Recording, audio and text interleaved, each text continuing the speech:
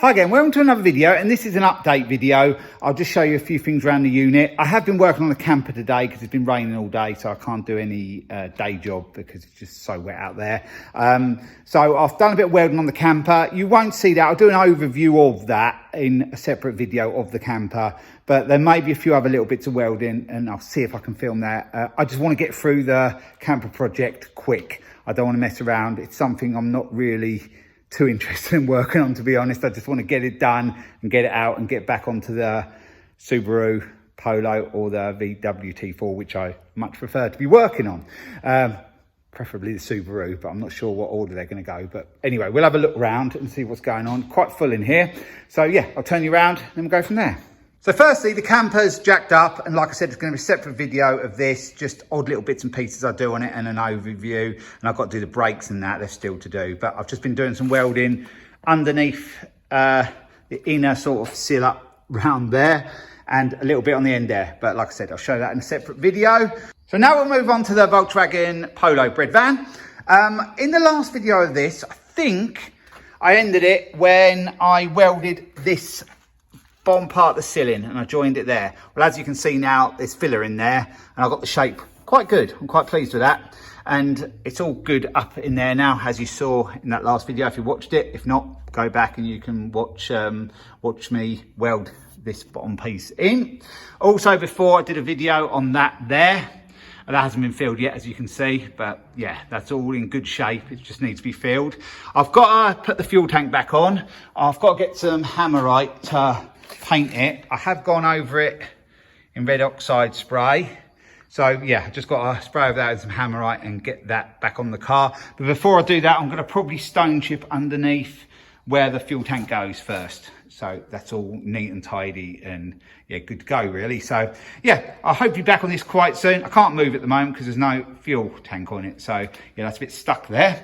And we have the T4 here in the same position. Nothing's really gone on with that at all. But I do plan to do a bit of welding on that soon. As soon as I've done the welding on the camper and got the camper MOT'd. Plan to yeah, get on with this because my T5 needs a bit of work on it. So I would like to get this out so I can use this to test out the engine I did the conversion on, which was quite a while ago now. But I've never tested it. It runs, but yeah, never tested it. So I'd like to get this out and use this while the T5 is having some jobs done on it.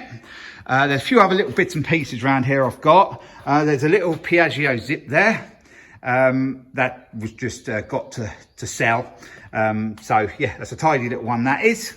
Yeah, nice condition that is. I didn't do any videos on this. I did have to put a speedo in it because the one that was in it when I bought it sort of didn't go home properly. It kept sticking. So yeah, it was quite hard to get one of them. There was only one available, so I managed to get one of them. It was on eBay and I managed to get that. I did have to pay up a bit for that. And we have a Peugeot Kisby here, and yeah, that's all okay really and ready to go. It is MOT'd, so is the zip. I've just got to sort of just tidy this one up. The exhaust is a bit rusty, so I'll clean that up and put some heat resistant paint on it. Put one new mirror on because one had a crack in it. This is a new one, but I'll also put the other one on because I bought them in a pair. So there's that to sort out. I have this here, Thomas moped. My friend Pete Froud doesn't do videos, but I talk to him a lot and he comments a lot and he's always in and around these type of videos, you know, lawnmower videos, repair videos. Now he watches a lot of YouTube, and he got me this. But I haven't done anything with it yet. I will get it probably on the lift at home at some point and start it up and then go from there. But it's not doing no harm there at the moment. It could just stay there. I'm not in a hurry to do anything with that. Here we have a Honda Vision. Had a bent forks on this. I'm not sure whether I ever did the video on that, but I may have some footage. So if I have got the footage, you'll see it right now. As you can see, the forks are all off of it because the wheel was out of line with the steering. I couldn't work out what it was, but in the end I looked and it was one of the forks down, one of the suspension forks. I'll actually show you it. Here was the issue. If you look at that one there, that's really bent. That one is straight, and that had put the wheel out a lot. It couldn't be ridden. It was out so far. It was even hard just to push along.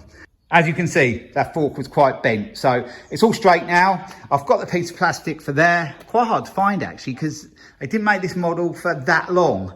Well, they made it for about 4 or 5 years, and I could only get the panels for the newer ones. So I think I stopped making this shape in about 2015-16, from 2010-11, something like that. I did look, and in the end I managed to get a middle panel there and the bit of panel I'm missing along there. I'll probably hang on to this, may sell my Speed Fight, Peugeot Speed Fight 50cc, and use this one, which is the well, it's Honda Vision, but it's the Honda NSC 110. So it's 110cc, and it runs nicely. It's just been battered around a bit, but it's a 2013 that, so I'm going to hang on to that one at the moment. We have the Subaru here, which is just waiting for me to start the welding on. I think I'm going to probably start on the sill first. It seems the sort of best place to start. It's a bit of a mess down there, as you saw in the video of this when I found the rust. If you didn't see that video, look back and it's there, and you'll see the mess I've got to deal with on this Subaru. It looks nice, looks quite nice, but inside it ain't great. In them shock towers, you can just see down there, a bit of a reflection there, but yeah, it's all on that video. Still got the SR125 here. That runs and everything, it's just a matter of me finding time to get on with that, which ain't far off being able to be MOT'd really. And yeah, that's about where we are. So yeah, plenty to get on with in here. Need the motivation to get up here. When I wake up and the day's just raining and it's horrible, yeah, I just, the motivation isn't there, but I do have the unit, which I can get in the dry. So yeah, got up here today, and the plan is to get up here more and more to get these things sorted and moving. Whether they stay or whether they go, you know, they need to be done. But I'm pleased I've got some welding done on the camper, and that's moving along. And yeah, there's a few other things to sort out. The Honda Vision, I'm not so worried about that at the moment, or the Thomas. That's MOT'd, and like I mentioned, the Zip is as well. So hopefully they'll be able to be sold at some point. Yeah, and the Polo, get on with that. Still got an annoying bit of rust there to repair. I've got the panel for there. Someone cut me out a piece, which I have mentioned before, I think, but it means taking the screen out, and yeah, it's a bit of a funny one there, because you know the screen's got to come out. I don't want to sort of burn the dash and all that. If it's just a bit of body, say the bottom of that wing, for example, or like the bit I did at the back, it would be much easier. But yeah, I'll get on with that soon. Get someone to give me a hand to get the screen out so I don't break it. But I think there's only a couple of bits of welding at the back to do on this now. So there's not much welding at all to do. A couple of bits, 2 or 3 bits at the back, and then there's that bit there as well. I think I'm there with the welding.